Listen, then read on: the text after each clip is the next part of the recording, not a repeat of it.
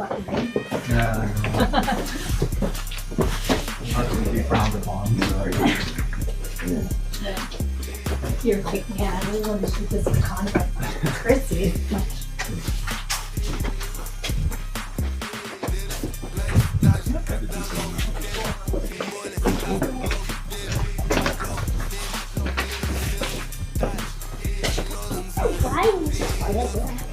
What is it?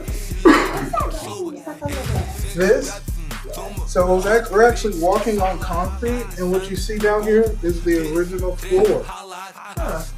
So when the water comes down, it can most likely it's going to pass by decaying plants.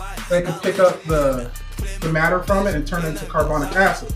And when it does that, it'll come through here, hit the cement, and it will eat away at the cement. Good question, dude. So yeah, basically.